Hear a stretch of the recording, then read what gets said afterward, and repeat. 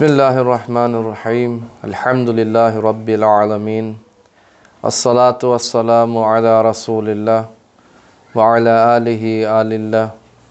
Wal la'natu ala a'dha'ihim a'dha'illah minal an ila yaumi lika'illah.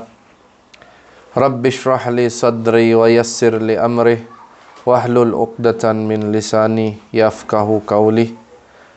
Amma ba'd, assalamualaikum warahmatullahi ta'ala wabarakatuh. Alhamdulillah, andito na po tayo sa buwan ng Ramadan.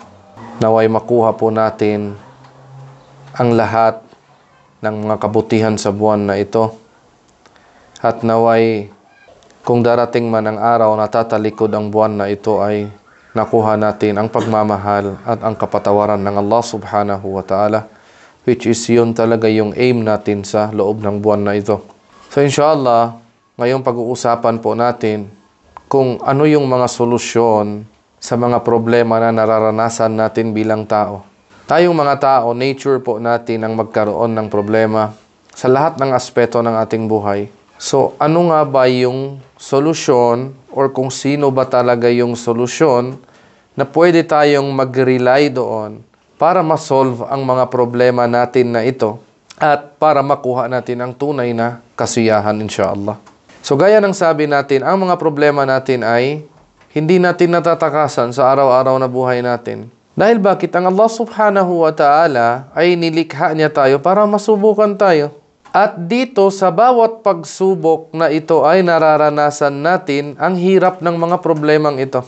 Okay? So at ang ginagawa natin ay naghahanap tayo ng solusyon.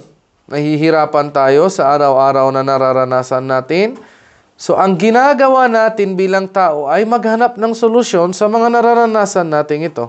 So, usually, kung may mga problema tayo, saan nga ba tayo pumupunta? Sa panahon natin ngayon, itong sinasabi nilang Generation Z, okay, itong mga panahon natin ngayon, ang karamihan, hindi naman lahat, pag nagkakaroon sila ng problema, ang pinupuntahan nila ay itong mga internet. Dahil nasa mundo na tayo ng mga internet ngayon. Anong ginagawa nila? Nag-o-online sila, pumupunta sila sa Google, at doon tinitignan nila kung ano yung sagot ng mga problema nila. At tinatanggap nila itong Google na ito para ma-resolve itong mga problema nila. Ang iba naman, pumupunta sila itong ChatGPT para ikonsulta nila dito kung ano yung mga problema na nararamdaman nila or nararanasan nila. So sa panahon natin ngayon, in short, internet ang nagiging solusyon sa mga problema natin.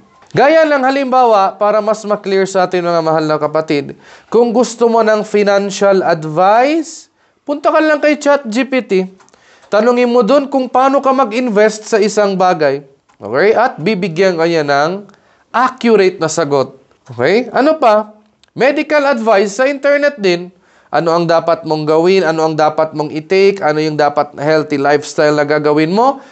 Either dito ka sa Google or itong ChatGPT, bibigyan ka niya ng sagot. Ano pa? Itong mga social advice sa internet din.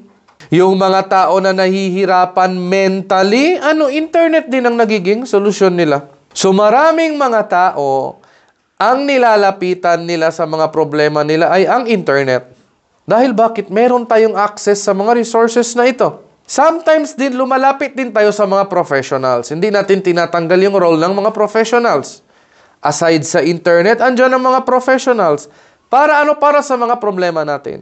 Itong mga psychiatrists, itong mga doctors, sometimes din sa pamilya mo, humihingi ka ng advice sa pamilya mo. Sa mga friends mo, ganun din. Lalo na kung alam mong may experience na sila sa bagay na yon. Example, ang problema mo ay sa business. Kung alam mo ang kaibigan mo, nag-success siya sa business niya, nag-grow yung business niya, talagang hihingi ka ng advice sa kanya. Siya ang gusto mong konsultahin para ma-solve ang problema mo. Sometimes din, mga mahal na kapatid, ay pinapabayaan na lang ng tao ang mga problemang ito.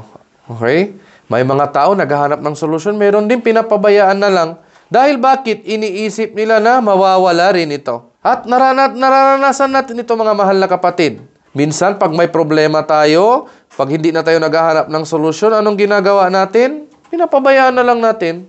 Dahil bakit iniisip natin na mawawala rin tayo? Mawawala rin ang mga problemang ito. So marami tayong mga ways, marami tayong mga pintuan para masolusyonan ang problema natin sa buhay na ito. Subalit, ito ang dapat nating mapakinggan at maintindihan. Subalit, merong isang pintuan na binigay ang Allah subhanahu wa ta'ala sa atin para masolusyonan ang problema natin. Masya Allah. Pero unfortunately, hindi natin ito naisip. Yun ang pangit doon. Di ba? Binigay ito ng Allah subhanahu wa ta'ala sa atin, pero hindi natin naisip na solusyon pala ito sa mga problema natin. Ang pintuan na yun ay ang pintuan ng iyong imam, ang Imamul Mahdi Ajjalallahu ta'ala farajahu syarif. Siya ang solusyon sa lahat ng mga problema natin.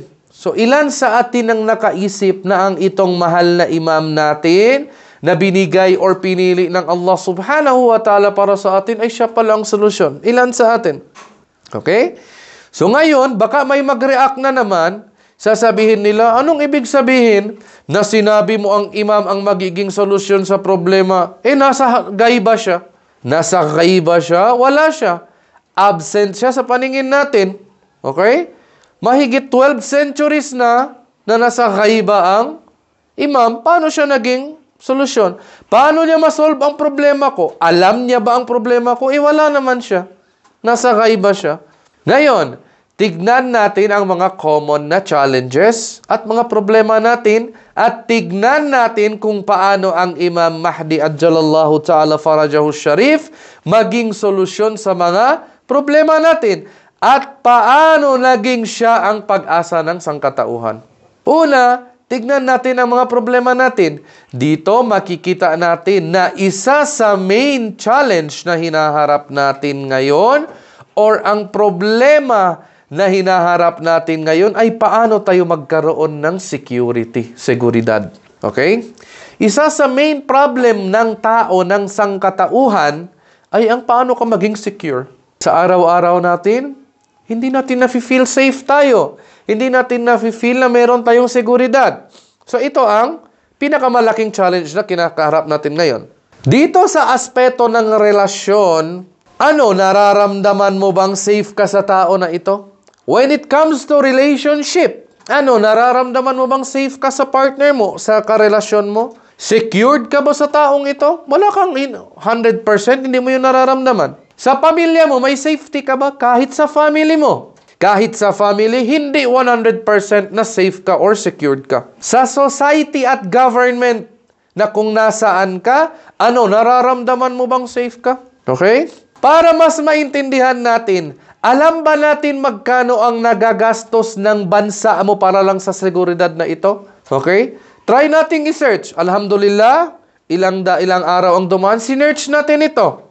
Okay? Kung magkano ang nagastos ng bansang Pilipinas, bilang Filipino na tayo, tignan natin. Tignan natin kung magkano ang nagastos ng gobyerno para lang sa security, sa seguridad. Magkano ang nagastos ng Pilipinas sa year 2024 para lang sa security ng bansa? Ito ay 233 billion pesos. Okay? 233 billion pesos or 4.1 billion US dollars. So try nating i-search kung magkano ang nagastos ng bansa natin para sa security na ito. Okay? So gaya ng sabi natin, alhamdulillah nakita natin sa bansang Pilipinas ang ginagastos ng gobyerno para lang magkaroon tayo ng security or para magkaroon tayo ng seguridad sa ating bansa ay nasa 233 billion pesos. Ito ay sa year 2024. Pag sa dollar naman, 4.1 billion US dollars ang nagastos ng Pilipinas. Ganito ang gastos ng bansa natin para lang maging safe ka. Dahil isa ito sa kailangan natin bilang tao tayo, ang security. Kailangan nating ma-feel na safe at secure tayo. Imagine, ganun kalaki yung pera na nagagastos. Pero unfortunately, hindi natin na-feel na safe tayo. Sa relasyon, ganun din. Okay? Sa mag-asawa, marami ring heartbreaks ang nangyayari. Dahil sa issue na ito, ang lalaki, trinaydor niya ang asawa niya. Mostly ang issue ganito. Or vice versa, ang babae, trinidor niya ang husband niya. Binackstab niya ito, trinidor na ito, binigay niya na ang tiwala niya, ang pagmamahal niya, pero hindi siya safe sa taong ito. Kaya sabi natin nung una, isa sa main challenges bilang mga tao tayo, ano yung issue, ano yung challenge, or ano yung kailangan nating meron sa atin ay yung safetyness. Okay? So yun, binigay niya ng tiwala niyang pagmamahal niya, pero hindi siya safe sa tao na ito. Walang seguridad. Ito ang main challenge sa ating mga tao. Ano pa? Kung titignan natin sa music world, pag magsagawa ka ng content about sa mga music na ito mga content analysis, anong napapansin nila? Sa mga kanta, anong laging andyan? Ang mga tao dito, matatagpuan mo sa mga gumawa ng kanta na ito, ang tema ng kanta na ginawa nila, pag mag-content analysis ka, ay tungkol sa heartbreaks. Heartbreaks, at yung mga relationship na nasisira. Itong mga pag-backstab, itong walang security, itong mga suicidal thoughts. Nagagawa tayo ng content analysis sa mga kanta. Anong karamihan yun? Pagkabigo ng puso, pagka-tridor, magkaibigan, nag-away, itong magpamilya, nag-away-away, ang tatay hindi tanggap ang anak, yung natanggalan ng trabaho, puro problema, walang security. Okay? Ganun ang society natin ngayon. Ang mga tao ay naghahanap ng seguridad na pwede nilang pagkatiwalaan. Ngayon, tungkol naman sa ganitong problema, mga mahal na kapatid, ang Allah subhanahu wa ta'ala ay binigyan niya tayo ng maraming solusyon.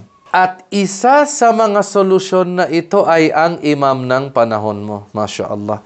Yun na ang Imamul Mahdi, Ajjalallahu ta'ala farajahu sharif. Diyan sa kanya matatagpuan mo ang safety mo at ang seguridad mo. Okay? So, inshallah yan ang pag-uusapan natin ngayon. Ngayon, tignan natin ang pag-uusap na naganap sa araw ng paghuhukom. Ito ay napaka-interesting na conversation. Ito ay matatagpuan natin sa Suratul Baqarah verses 166 at 167. Dito natalakay ang conversation na naganap sa araw ng paghuhukom.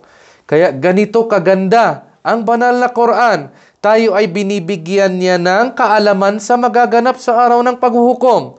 Hindi na tayo pwedeng ma-surprise or hindi na tayo pwedeng magtaka or ma-confuse. Dahil bakit? Andito na eh. Binigay na ng Allah subhanahu wa ta'ala sa atin ang magaganap sa araw ng paghuhukom. Kaya ngayon pa lang dapat matrain na tayo at mapaghandaan na natin ito, insyaAllah. So sabi ng Allah subhanahu wa ta'ala sa Suratul Baqarah sa verse 166, Bismillahirrahmanirrahim, إِذْ تَبَرَّ الَّذِينَ اتَّبِعُوا مِنَ الَّذِينَ اتَّبَعُوا وَرَوُوا الْعَذَابَ وَتَقَطَّعَتْ بِهِمُ الْأَسْبَابِ. Sa araw ng paghuhukom, yung mga tao na sinundan, it means yung mga leaders. Sa araw ng paghuhukom, yung mga tao na sinundan, ay puputulin nila ang relasyon nila sa mga taong sumunod sa kanila. Subhanallah. Itatakwil nila ang mga taong sumunod sa kanila. At dito makikita nila ang punishment sa araw ng paghuhukom. At ma-realize ng mga tao na ito na wala na silang access sa mga resources nila, kagaya ng mga leaders nila. Okay? Para ma-save sila, wala na silang access. At yung mga taong naging sanhi para maligaw ka, ay itatakwil kanila sa araw ng paghuhukom. Okay? Yung mga leaders, itatakwil nila yung mga tao na sumunod sa kanila. Kahit sabihin mo sa kanila, kami ay sumunod sa inyo. Okay? Nakinig kami sa iyo. Akala namin ikaw ang tama. Siniraan mo ang dati mong paniniwala. Which is nangyayari ngayon, unfortunately. Ilan sa mga kapatid natin, ang sabi nila, ito na ang tama. Ito na ang tamang dapat natin sundin. Tamang turo ng relihiyong Islam. Anong nangyari? May nakilala silang nag-claim na bagong leader. Anong ginawa nila? Siniraan nila yung dati nilang pinaniniwalaan. Tandaan natin mga mahal na kapatid, Quran ang nagsabi, itatakwil tayo ng mga fake na leaders na ito sa araw ng paghuhukom. Bakit? Sila mismo, hindi nila masave ang sarili nila. Paano kanila masave? Okay? Siniraan nila ang dati nilang paniwala. Sumunod sila sa leader na ito. Nag-invest kami sa iyo, kaya ngayon tulungan mo kami. Ito ang sinasabi ng mga tao sa araw ng paghuhukom sa mga leaders na sinusunod nila. Subalit ikaw ay itatakwil nila at kumbaga, ang sanhi nito ay kumbaga, niligaw ka nila. Niligaw ka nila, so itatakwil ka nila. Dahil bakit? Mismo sarili nila ay hindi na nila matutulungan. Ano yung kadugtong niya? Verse 167 ng Suratul Baqarah pa rin. وَقَالَ الَّذِينَ اتَّبَعُوا. So yung mga followers na naligaw sa araw ng paghuhukom, anong mangyari? Ma-realize nila na. Okay? Ma-realize na kung paano sila naloko. Kanina yung leaders. Ngayon yung mga followers naman, na-realize nila na kung paano sila naloko, kung paano na-take advantage sila ng mga sinundan nila, nalinlang sila, naligaw sila, at ngayon magsisisi sila ng sobra. At ano ang sasabihin nila? Law anna lana qarratan fanatabarra'u minhum kama tabarra'u minna. Ano ang ibig sabihin nun? Ito lang ang sasabihin ng mga followers na yon na tinakwil sila ng mga leader nila. Okay? Ano ang sasabihin nila? Kung meron lang kaming chance na makabalik sa mundo, kami ay lalayo rin sa iyo. Itatakwil ka rin namin. O ikaw leader na sinunod namin, na tinakwil mo kami sa araw ng paghuhukom, law anna lana qarratan fanatabarra'a minhum kama tabarra'u minna. Kung magkakaroon lang kami ng chance na makabalik sa mundo, ilalayo rin namin ang sarili namin sa inyo. Itatakwil ka rin namin, o ikaw na leader natin na pinahamak mo lang kami. Okay? Ilalayo namin ang sarili namin sa iyo, kagaya ng paglayo mo sa amin sa araw ng paghuhukom. Hindi na kami makikinig sa inyo at di na kami magpapaloko sa inyo. Yun ang sasabihin ng mga taong ito. Okay? Kadhalika yurihimullahu a'malahum hasaratin alayhim wa ma hum bikharijina minan nar. Pero ano nang mangyayari doon? Ang Allah subhanahu wa ta'ala ipapakita na sa kanilang mga ginawa nila at pagsisisihan nila na ito. Okay? At anong mangyayari? They will never emerge from the fire. Sila ay mananatili sa apoy na or sa jahannam na bilang parusa sa kanila. So mga mahal na kapatid, kailangan po nating maintindihan or maintindihan ng mabuti ang ating relihiyon. Ang mga taong sinusunod mo or pinapakinggan mo, dapat yun ay maintindihan natin. Palakasin natin ang pagsabar natin sa mga pagsubok ng Allah subhanahu wa ta'ala. Huwag tayong bigla na lang mapunta sa ganito, mapunta sa ganito. Test lang yan ng Allah. Isa sa dahilan bakit itong merong ghaibatul kubra ay para matest ang Shia ng Imam Mahdi ajjalallahu ta'ala farajahu sharif. Isa yun sa dahilan. Okay? Isi-shake tayo ng isi-shake hanggang sa, sabi ng Tagalog, matira ang matibay. Okay? Kaya ingatan natin ang iman natin. Magsabar lang tayo. Okay? Huwag tayong padalos-dalos. Kung may nakita tayo mga grupo or mga kultong ito na gusto tayong ligawin, ay agad tayo sasama sa kanila. No, huwag ganon. Pag-aralan natin ng mabuti ang turo ng Allah subhanahu wa ta'ala. Ang turo ng mga propeta, ang turo ng mga imam, ng mga aimma alayhimussalam. Makinig tayo sa mga scholars natin. So ito ang pag-uusapan na natagpuan natin sa banal na Quran sa pagitan ng followers at ng mga leaders na sinusunod nila sa araw ng paghuhukom. So paano mo ngayon ma-feel na safe ka? Yun ang question. Paano mo malaman ngayon kung sino ang susundin mo? Paano mo masiguro na hindi mangyayari sa iyo yung nangyayari sa conversation na ito sa araw ng paghuhukom? Gaya ng sabi natin, bakit andito to sa Quran? Para matrain tayo, ma-ready tayo. Ngayon may glimpse na. May knowledge na tayo na ganito palang nangyari sa araw ng paghuhukom. Itong mga followers, tinakwil ng mga leaders kuno na ito. So ngayon alam na natin. So paano natin ngayon masisiguro na hindi ito mangyayari sa atin yung nangyari sa araw ng paghuhukom na binanggit natin sa Suratul Baqarah. Okay? So piliin natin dapat ang leader na pinili ng Allah subhanahu wa ta'ala para sa atin. Dahil 100% ma-feel mo na safe ka sa Imam Mahdi ajjalallahu ta'ala farajahu sharif. Ngayon, kung may magsabi, ano ang pinagkaiba ng imam mo sa ibang leaders? Okay? Hindi mawawala yan. Pwede kang tanungin nila, Anong pinagkaiba ng imam na sinasabi mo sa ibang leaders? Sobrang dami ng pinagkaiba, subhanallah. At isa na doon sa pamamagitan ng Imam Mahdi Ajjalallahu Ta'ala Farajahu Sharif ay secured ka na at dadalhin ka niya sa tamang landas at sa kanya ka magtitiwala ng 100%. Sinong leader ang ma-feel mo na secured ka at dadalhin ka sa tamang landas? Sinong pwede mong i-compare? Wala. So ano pa ang mahalaga sa buhay mo kundi itong kaligtasan mo at seguridad mo? Dito sa imam mo ay garantisado na safe ka. Alam mong tama ang leader na pinili mo. So sa araw ng paghuhukom, tatawagin ka ng Allah subhanahu wa ta'ala kasama ang imam mo. Diba? Sa Suratul Isra, sa verse 71, Yawma nad'u kulla unasim bi imamihim. Tatawagin ka ng Allah sa araw ng paghuhukom kasama ang imam mo.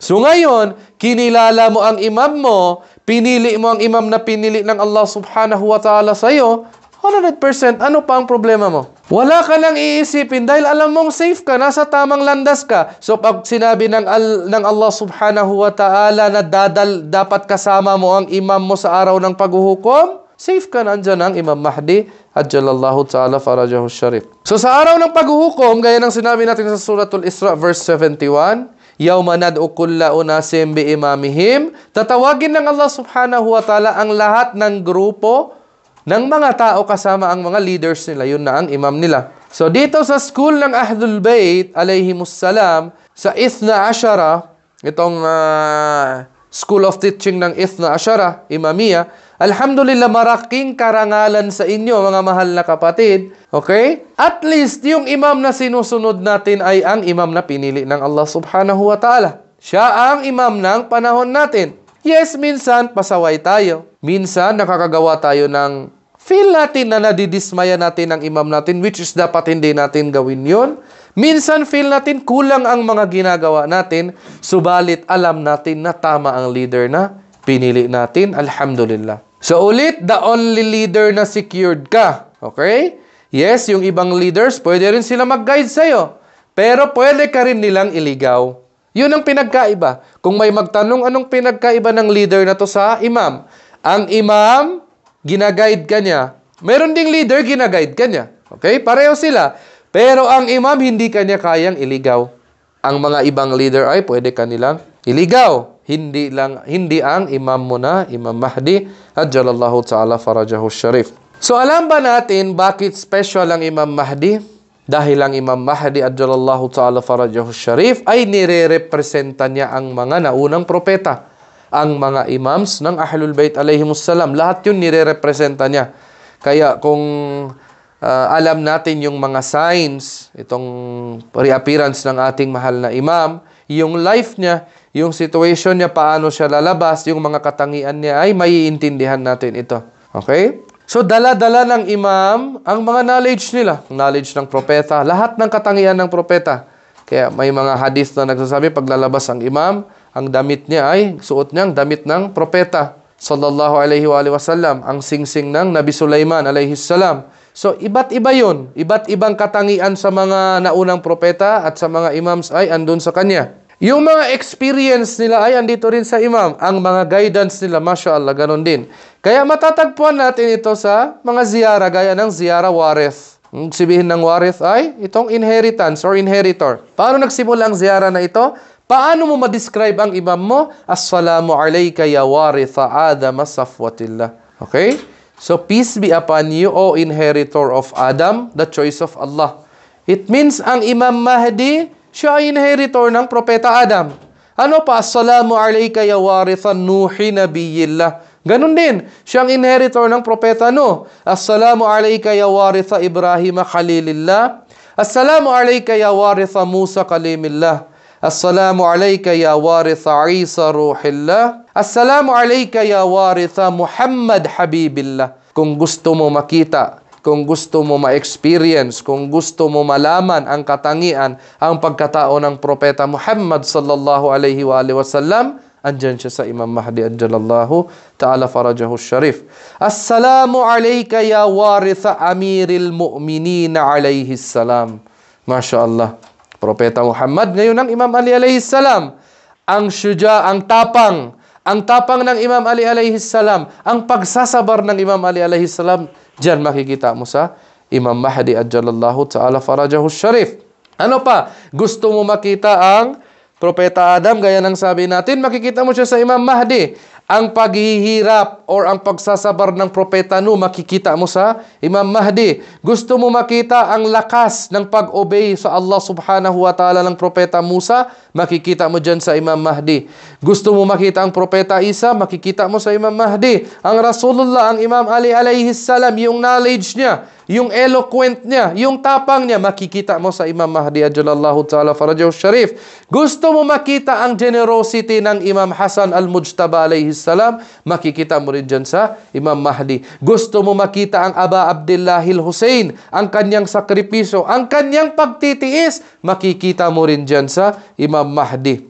Gusto mo makita ang spirituality ng Imam Zainul Abidin alayhi salam, makikita mo rin dyan sa Imam Mahdi. Gusto mo makita ang universality ng Imam Bakir at ng Imam Ja'far as-Sadiq alayhi afdalus salati wassalam, makikita mo yan sa Imam Mahdi ajjalallahu ta'ala farajahu syarif. Ang Imam Musa, ang Imam Ridha, ang Imam Hadi an-Naki, at ang Imam Hasan al-Askari, lahat ng katangian na meron sila ay makikita mo sa Imam Mahdi ajjalallahu ta'ala farajahu syarif. Dahil bakit siya ang warith? Siya ang inheritor nila. So ngayon, isipin mo, pag ganito ang leader mo, pag ganito ang leader na meron ka, meron pa bang makakamatch sa kanya na pwede mong gawing leader sa panahon na ito? Wala. Hindi ka ba mai-inlove sa ganitong leader? Sa ganitong leader na susunod ka sa kanya para maging proud siya? Ito ang Imam Mahdi ajjalallahu ta'ala farajahu syarif, mga mahal na kapatid. So ang needs natin na maging secure at safe ay pinagkaloob sa atin ng Allah subhanahu wa ta'ala sa ating mahal na imam. Andyan. Ang security, ang safetyness, andyan sa imam. Okay? Mafe-feel mong secured ka at safe ka, at ito ay garantisado. Masya Allah. Ang imam, siya rin ang witness natin sa Allah subhanahu wa ta'ala. Hindi niya tayo pababayaan. Hindi lang dito sa mundo, kundi hanggang sa oras ng kamatayan. Ngayon, ang tanong, mga mahal na kapatid, merong bang leader na masasamahan ka niya sa kamatayan mo? May ibang leader ba na ganun ka-loyal sa'yo? Okay? Tignan natin sa Manaqib, sa kitab Manaqib ni Ibn Shahrashub. Sobrang ganda ng hadith na ito, mga mahal na kapatid, at magagalaw talaga ang puso natin sa hadith na ito. Dito natin makikita gaano ka-loyal ang Imam Mahdi ajjalallahu ta'ala farajahu syarif sa atin kahit sa oras ng kamatayan. Okay? Hindi lang sa oras na buhay tayo. Sa oras ng kamatayan, na ang lahat ay madidisconnect na sa'yo. Madidisconnect na sa'yo ang mundong ito. Wala nang makakatulong sa'yo. So ito ay narrated by Musa ibn Sayyar. Okay? Sabi ni Musa ibn Sayyar, ako ay naglalakbay kasama ang Imam Ridha alayhi salam. At kami ay nasa labas ng Tus, tong city of Tus. Dito may mga farmland na mga properties, okay, nakapalikid sa city ng Tus. At dito tumigil ang Musa ibn Sayyar at ang Imam Ridha alayhi salam. Sabi ni Musa ibn Sayyar, narinig niya ang mga tao sa village na ito at merong announcement na nagaganap doon. Okay? So, merong ginagawa ang mga tao na to at merong mga announcement. So, na-curious si Musa ibn Sayyar. So, anong ginawa niya? Pumunta siya doon at nakita niya merong namatay na tao. Dapat maintindihan natin to, mga mahal na kapatid. So, kaya pala may mga announcement doon, binabalita ng mga tao doon na yung funeral ceremony ng namatay na tao na to, yung punerarya na gagawin sa namatay na tao na to. So, dito lumahok sa funeral ceremony ang Musa ibn Sayyar. Okay? At dito napansin niya na sumama din ang Imam Ridha alayhi salam. Siya ay bumaba sa kabayo niya, mga mahal na kapatid. Imagine, imam. Okay? Ang ating mahal na imam. Bumaba siya sa kabayo niya at inikot-ikutan niya ang janaza ng tao na ito. Pinapakita niya ang pagmamahal niya sa mga tao na nakapaligid doon at sumama siya sa pagbuhat ng katawan ng patay na ito. Masya Allah. Dito na shock si Musa ibn Sayyar. Dahil bakit? Hindi naman yun kilala ng Imam Ridha alayhi salam. Na-shock siya. Tinanong niya ang imam, ya imam, ba't ka sumama sa punerarya or sa funeral ceremony ng taong ito? Anong sagot ng Imam Ridha alayhi salam? Kala ya Musa ibn Sayyar, man syayya'a janazata waliyyi min awliyaina kharaja min dunubihi kahayati yaumi waladtuhu ummuhu. Sabi ng Imam Ridha alayhi salam, kala ya Musa ibn Sayyar, man syayya'a janazata waliyyi min awliyaina kharaja min dunubihi kahayati yaumin waladathu ummuhu. Anong ibig sabihin nun? Iyon ay mahahanap sa Mustadrakul Wasail wa Mustanbatul Masail. Anong ibig sabihin nun? O Musa ibn Sayyar, pag ikaw ay lumahok sa funeral ng isa sa mga followers ko, it means isa sa mga mu'min, ikaw ay aalis doon na mawawala yung mga kasalanan mo. It means papatawarin yun ng Allah subhanahu wa ta'ala. Kaya mustahab, inire-rekomenda na lumahok sa funeral ng mga namatay. Okay? Buhatin mo yung janaza ng namatay na yon. Ipakita natin ang pagmamahal natin sa kanila dahil namuhay sila ng may pananampalataya. Namuhay yung tao na yun ng mga pananampalataya. Bigyan naman natin sila ng respeto. Galangin natin sila or ipakita natin sa tao na deserve nila yon dahil namuhay sila ng may pananampalataya. Ipakita natin sa kanila ang karangalan nila sa huling sandali nila. Mag-dedicate tayo sa kanila dahil sabi ng Imam Ridha alayhi salam, kung ginawa mo yan ay papatawarin ng Allah subhanahu wa ta'ala ang mga kasalanan mo. Masya Allah. So after nito, napansin ni Musa ibn Sayyar na para bang may emotional connection ng Imam Ridha alayhi salam sa taong namatay na ito. So pakinggan natin ito mga mahal na kapatid. Sabi ng Musa ibn Sayyar, o aking imam, nag-swear siya sa Allah. I swear by Allah na first time mong pumunta sa village na ito, o aking mahal na imam. Paano mo nakilala ang tao na yan? Ya imam, anong nangyayari dito? Bakit sobra parang mayroong emotional connection ka sa taong namatay na yan? Hindi mo yan kilala. At first time mong pumunta sa city na ito. Anong nangyayari ya imam?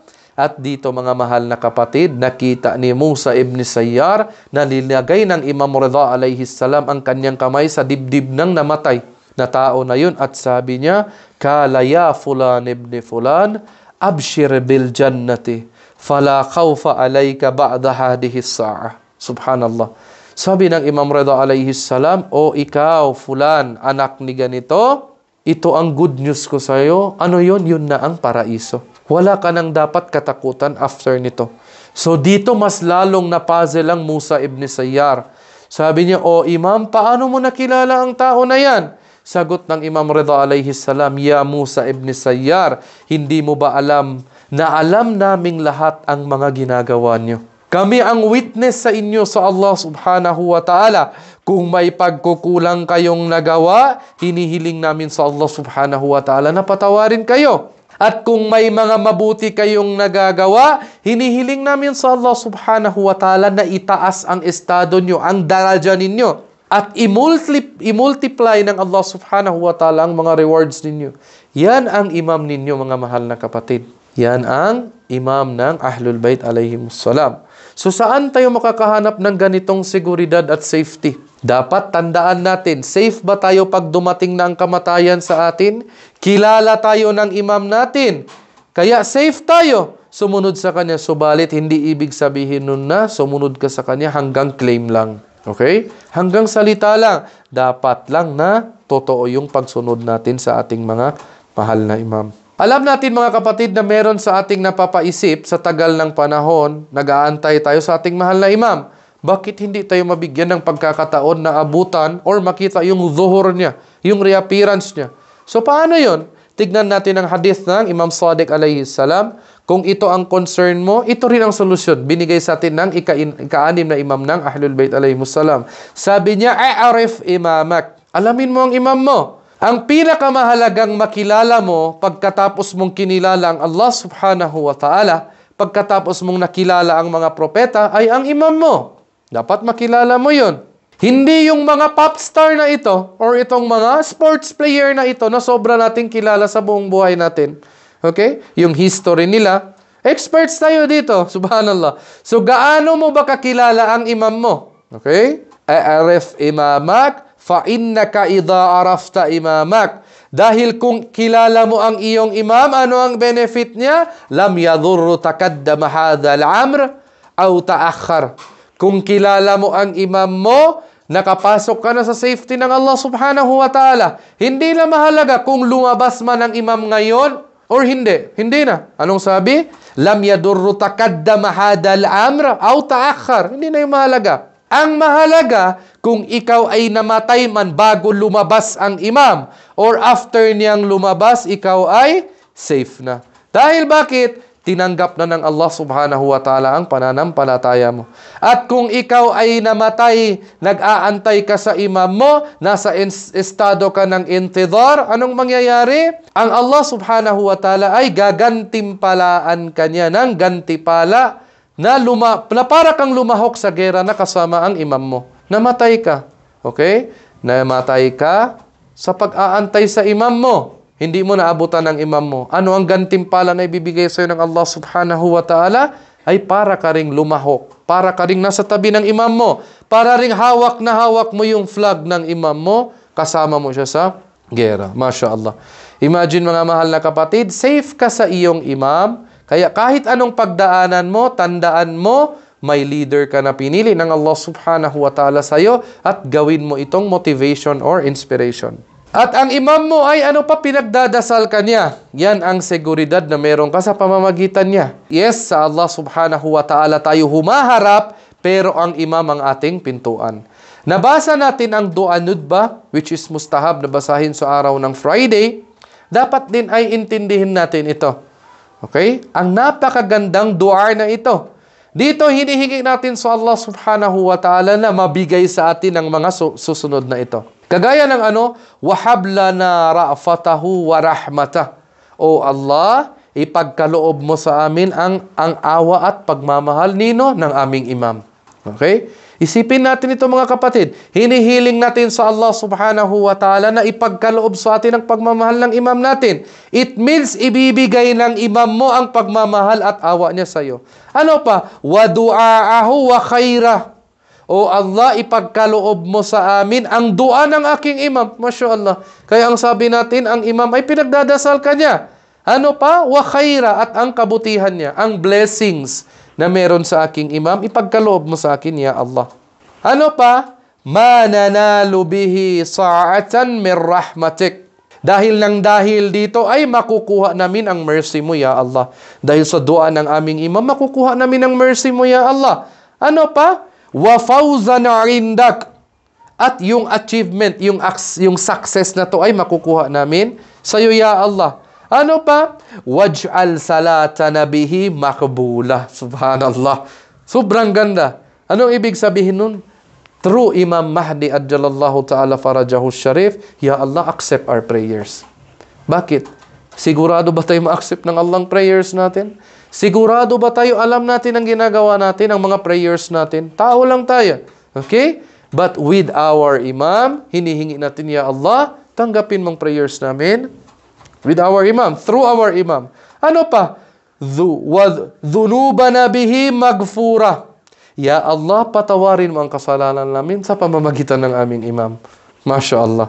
Okay? Wa du'a'ana bihi mustajaban.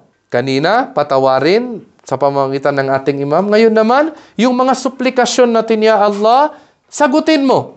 Iba yung tinanggap kanina. Okay? Ngayon, sagutin. Ya Allah, sagutin mo. Bigyan mo ng answer yung suplikasyon namin sa pamamagitan ng aming mahal na imam. Ano pa? Waj'al arzaqana bihi mabsuta. Okay? Sa pamamagitan din ng aming imam, ya Allah, i-expand mo yung sustenance para sa amin. I-expand mo, ya Allah. Okay? Wa humumana bihi makfiyah. I-relieve mo yung mga distresses, ya Allah, na i-encounter namin ngayon. Ano pa?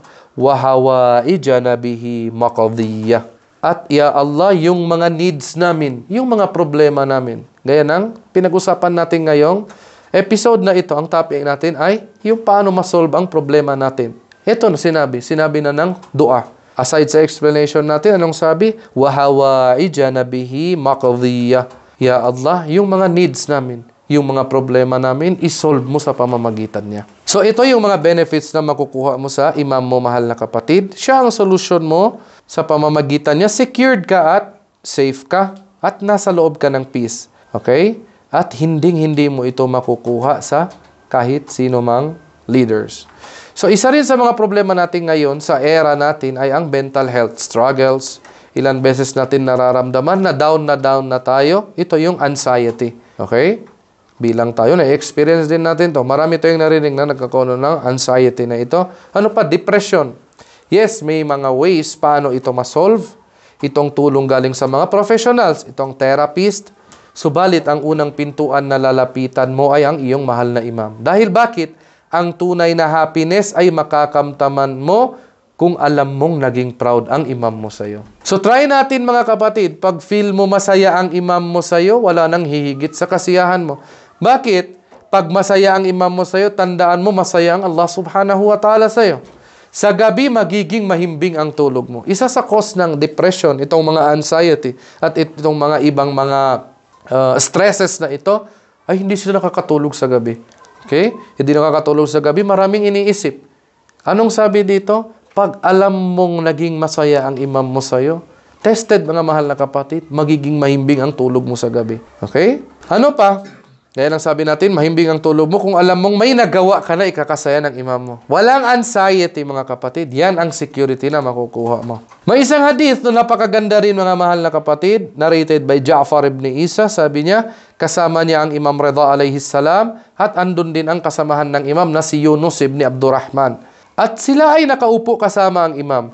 Sabi niya, may delegation na galing sa Iraq, galing Basra, na gusto nilang makita ang Imam Ridha alayhi salam. So dito, sa panahon na to, ang imam ay nasa Madina siya. At yung delegation na galing Basra ay, gaya ng sabi natin, gusto nilang makita ang imam. Bago pa pumasok ang grupo na ito sa kwarto ng Imam Ridha alayhi salam, inutusan ng imam si Yunus ibn Abdurrahman na magtago sa likod ng kortina. So sa likod ng kortina na yun, sa loob ng kwarto, maririnig din yun ni Yunus kung ano ang pag-uusapan ng imam at ng mga delegation na ito. Yung mga taong dumating sa grupo na ito. So pumasok na ang delegation at umupo na sila at dito ang una nilang ginawa ay atakihin si Yunus ibn Abdurrahman. Hindi naman talino ng Imam Ridha alayhi salam. Anong sabi niya kay Yunus bago pumasok ang mga tao na yun, magtago ka sa likod ng kortina. Pagpasok ng delegation na ito, anong sinabi nila? Siniraan nila ang Yunus ibn Abdurrahman. Kagaya ng tinapik ng ating mahal na ustad na si Sheikh Haidar, kanina ay patungkol sa ghiba. Kumbaga, nag-backbiting, nag-backstab ang mga taong ito. Sinong binackstab nila? Si Yunus ibn Abdurrahman. Imagine, anong kalagayan nila? Si Yunus ibn Abdurrahman, kaibigan niyang mga taong yun. Yung delegation na yun, kaibigan niya. Kaya na-shock si Yunus ibn Abdurrahman. Okay? Imagine, narinig mo ang kaibigan mo na ganun ang sinabi sa'yo. Hindi pa sa kaninong tao, sa imam mo. Sa imam mo. Okay? Dahil sa ignorance, dahil sa inggit na binanggit ng ating lecturer sa previous episode, isa daw sa sanhi ng riba ay ang inggit. Okay? Ano pa? Dito na feel ni Yunus na nabackstab siya ng kaibigan niya na galing Basra, pumunta sa Imam Ridha para atakihin lang siya. So, nung umalis na ang grupo ng mga tao na ito, sabi ng Imam Ridha alayhi salam, ya Yunus, labas ka na, punta ka dito. So, lumabas si Yunus nang umiiyak. Sobra ang iyak niya. Si Yunus ibn Abdurrahman. So, napatanong ang Imam Ridha alayhi salam. Sabi niya, ya Yunus, bakit ka umiiyak? Sagot ni Yunus, o Imam, o mahal kong Imam, nakita mo naman ang ginawa nila. Narinig mo naman kung ano ang mga pinagsabi nila. Ako ay sobrang nalungkot dahil bakit sila ay mga kaibigan ko at trinaydor nila ako. Sagot ng Imam Ridha. Pakinggan natin mga mahal na kapatid. So alam natin mga mahal na kapatid, yung na-experience ni Yunus ibn Abdurrahman ay na-experience din natin sa pamilya natin, sa friends natin, or kahit sino. Kaya tignan natin ang sagot ng Imam Ridha alayhi salam. Pakinggan natin ano ang sinabi niya. Sabi niya kay Yunus, ya Yunus, kung nasa kamay ko ay dala ko ang pearl, itong dhurra, pearl, okay? Subalit sabi ng mga tao, ito ay ba'ra. Anong ibig sabihin nun? Ay yung dung of animal, yung poop ng animal.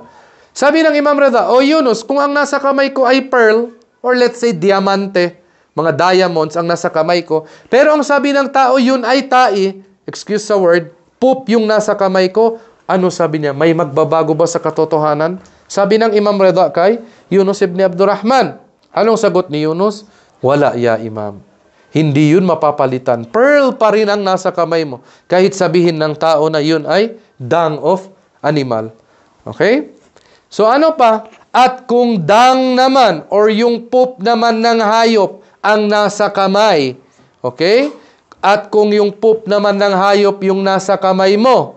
At sabi naman ng mga tao ay diamante or pearl yung nasa kamay mo, ano sabi niya? Magbabago ba ang realidad na yung nasa kamay mo ay poop ng hayop? Sabi ni Yunus ibn Abdurrahman, ya Imam, sabi niya, hindi magbabago ang realidad. So dito, tinuturuan siya ng Imam na kahit anong sabihin nila ay hindi nila mababago ang katotohanan. Sabi ng Imam, hakada anta ya Yunus. Ito ang halimbawa mo ya Yunus. Kung ikaw ay nasa tamang landas, at ang imam mo ay satisfied sa'yo, lam yadurruka ma qalan nas. Kung ang imam ay satisfied sa'yo, walang magagawa ang mga tao sa'yo. Okay? Kahit ano ang mangyari sa buong mundo, hindi ka matitinag dahil alam mo na nalugod ang imam mo sa'yo. So ano, meron pa bang mas maganda pang solusyon sa mga problema natin dito mga mahal na kapatid? Ito ang divine solution na binigay sa atin ng Allah subhanahu wa ta'ala. At dito ang imams ng Ahlul Bayt, ang Allah subhanahu wa ta'ala ay binigyan niya tayo ng tunay na yaman. Ang mga tao ngayon ay obsessed sa kayamanan. Nakikita natin na experience natin. Gusto lahat maging mayaman. Gusto magkaroon ng pera. Okay? Gusto maging billionaire. Okay? Pero kung titignan natin ang mga taong may pera na ito, ang mga taong mayaman na ito, ay hindi pa rin sila nakakalabas sa problema. At hindi pa rin sila satisfied. Si Michael Horton, mga kapatid, si Michael Norton, mga kapatid, ay isa siyang Harvard business professor. Anong ginawa niya? Gumawa siya ng study at nag-interview siya ng 2,000 na millionaires. Kung paano niya ginawa yun, hindi natin alam. 2,000 na millionaire. Okay? Yung in-interview niya. Doon, may mga na-interview siya na meron isang tao, meron siyang $3 million. Okay? Kasi millionaire ang ini-interview niya eh. So, iyang tao na to, tinanong niya kung satisfied na ba siya kung anong meron siya. Sabi ng may $3 million na ito, sabi niya, hindi ako satisfied. Sabi ni Michael Norton, ilan ang gusto mo para masatisfied ka? Sabi niya, if madoble ito, kung anong meron ako, siguro maging satisfied na ako. So, yung 3 million, let's say 6 million. So, kung meron siyang $6 million ay magiging satisfied na daw siya. So, anong ginawa ni Michael Norton? Pumunta na naman siya sa isang millionaire na merong $6 million ang pera niya. Tinanong na naman ni Michael Norton, ano, yung pera na meron ka ngayon, masaya ka na ba? Satisfied ka na? Sabi niya, no, hindi. So, magkano or ilan ang gusto mo para maging satisfied niya? Ganon din. Sabi niya, kung madagdagan pa to ng 5 million or kung madoble pa to, siguro maging satisfied na ako. And so on, mga mahal na kapatid, hanggang umabot sa billionaire yung na-interview niya. Walang satisfaction. Okay? Same scenario, walang satisfaction. So karamihan sa mga millionaires na ito ay hindi sila satisfied sa kung anong meron sa kanila. Hindi sila masaya. So what's the point? Ang pera ay tool lang. Ito ay tool lang para mabili mo ang mga needs mo. Pero ang tunay na yaman ay kung alam mo, ang Allah subhanahu wa ta'ala ay satisfied sa iyo at ang mga propeta at mga imams ng Ahlul Bayt alayhimussalam. So tapusin natin ang episode na ito sa isang halimbawa, sa isang hadith, or sa isa sa mga dakilang kasamahan ng ating mahal na propeta na si Abu Dhar. At inshallah ay magsalawat tayo para sa kanya. Allahumma salli ala Muhammad wa ali Muhammad wa ajjil farajahum. Si Abu Dhar, isa sa pinaka-the best na sahaba ng ating mahal na propeta, subalit kulang po ang kaalaman natin sa kanya, unfortunately. Yung legacy niya, yung pagkatao niya, dapat malaman natin bilang tayo ay sumusunod sa ating mahal na propeta. Dahil bakit? Isa siya sa tunay na kasama ng ating mahal na propeta. Si Abu Dhar ay nakaranas ng sobrang kahirapan sa panahon niya. Dahil bakit? Dahil prangka siya. Okay? Prangka ang Abu Dhar. Yung mga masasama sa panahon niya ay ine-expose niya. Okay? Kaya alhamdulillah, meron tayong mga kapatid ngayon na ine-expose din yung mga kabatilan ng itong mga masasamang tao na ito. Ganun si Abu Dhar. Si Abu Dhar, ine-expose niya mga mahal na kapatid. Sa panahon niya, itong sina Uthman, okay? Si Muawiyah at ang Bani Umayyah. Ine-expose niya. Dahil sila ay nagkakalat ng kasamaan sa mundo at ginagamit nila ang resources ng mga Muslim sa panahon na yon. Ginagamit nila. Okay? Isang araw sa Madina, siya ay sobrang hirap sa panahon na yun. Itong si Abu Dhar. Si Uthman, sinubukan niyang i-bribe. Parang under the table, kumbaga. Si Abu Dhar. Sa paanong paraan? Nagpadala siya ng 2 tao na nagdadala ng gold dinar. Ilang gold dinars? 200 golden dinars. Yung dala ng 2 tao na ito. Malaking pera yung mga mahal na kapatid sa panahon na yon. Sa panahon na yon, isang golden dinar, makakabili ka na ng tupa, itong ship. So, 200 golden dinars ang pinaabot ni Uthman sa 2 lalaki na pinadala niya para ibigay sa Abu Dhar. Anong ginawa ng Abu Dhar, mga mahal na kapatid? Tignan natin. Anong sabi ng Abu Dhar? First, tinanong niya ay, bago niya tinanong, sabi ng 2 lalaki, tanggapin mong 200 golden dinars. Ito ay gift ni Uthman sa'yo. Huwag ka sabi niyang mag-alala, hindi ang pera ng mga Muslim. Yan ay sariling pera ni Uthman. Anong tanong ng Abu Dhar? Okay, let's say ganun, yun ang sabi niyo. Anong tanong ni Abu Dhar? Lahat ba ng Muslim ay binigyan niya ng pera? Masya Allah. Abu Dhar, ang lahat ba ng Muslim binigyan niya ng pera? Sabi ng 2, no. Ikaw lang ang binigyan ni Uthman. Sabi ni Abu Dhar, hindi ko matatanggap yan dahil bribery yan. Hindi ko matatanggap ang pera na yan. Anong nangyari? Mismo itong 2 pinadala ni Uthman ay parang na-bad trip sila. Dahil bakit? Sabi nila, Abu Dhar, tignan mong sitwasyon mo, napakahirap mo. Sa panahon na yung mga mahal na kapatid, sobrang hirap ni Abu Dhar. Napakahirap mo, Abu Dhar. Yung itsura mo, yung bahay mo, yung katawan mo, sobrang payat mo, mukhang lagi kang gutom. Tanggapin mo ang pera na ito. Matutulungan ka ng pera na ito. Ano ang sabi ni Abu Dhar, mga mahal na kapatid? Dito makikita mo ang tunay na Shia ng Amirul Mu'minin alayhis salam. Ng Imam Ali alayhis salam. Anong sabi niya? Laqad aghnani Allahu biwilayati Ali ibn Abi Talib. I swear by Allah, I am rich by the wilayah of Ali ibn Abi Talib. Masya Allah. Yan si Abu Dhar. Yan ang Shia ng Imam Ali alayhis salam. Ang Shia ng ating mahal na propeta. Yan ang tunay na kayamanan, mga mahal na kapatid, na wala kahit sino man sa mundong ito ang makakabigay sa iyo. So ngayon, mga mahal na kapatid, nababasa natin sa dua, dito sa buwan ng Ramadan, yung every prayer, may mga mustahab na binabasa doon, at mag-quote lang tayo ng ilang sentence, kagaya ng sinasabi natin na Allahumma shfi kulla marid. Itong dua na ito, mga mahal na kapatid, maraming nagre-reklamo kung titignan nyo sa mga conversations ng mga scholars, sa mga question and answers, or sa mga explanation nila, to the point na may nagre-reklamo sa kanila. Dahil bakit? Hindi naman daw nangyayari ang dua na ito. Hindi naman tinatanggap ng Allah.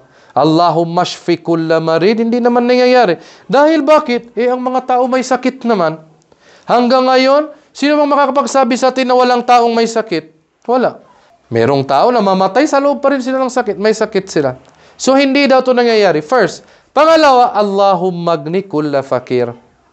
Ya Allah, kumbaga, payamanin mong mga mahihirap.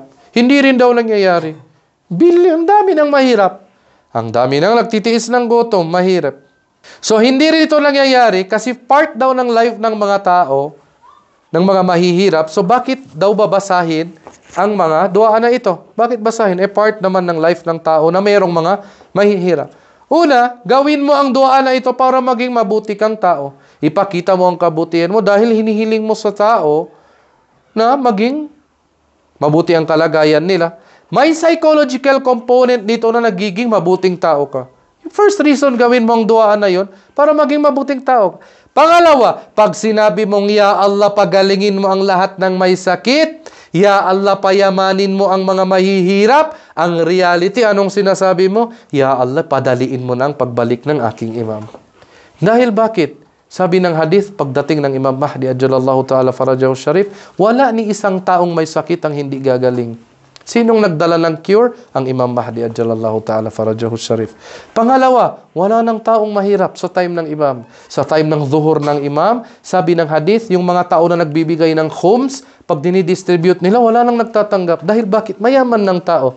Kaya pag sinabi mong Allahumma shfi kulla marid, Allahumma agni kulla fakir, ang reality sinasabi mo, Ya Allah, padaliin mo na ang paglabas ng aming mahal na imam. So inshallah mga mahal na kapatid, naway makuha natin ang pagmamahal ng ating imam dito sa buwan ng Ramadan at sa lahat ng mga araw sa buong buhay natin. Gawin natin ang best natin mga mahal na kapatid at huwag natin gawin ang kabaliktaran. Ano ang kabaliktaran? Huwag natin gawin na maging itong nafs natin, itong sarili natin ang maging dahilan na maging malungkot ang ating mahal na imam. وقولوا قولي فاستغفر الله ولكم ولجميع المؤمنين والمؤمنات إنه هو التواب الرحيم اللهم صل على محمد وآل محمد وعجل فرجهم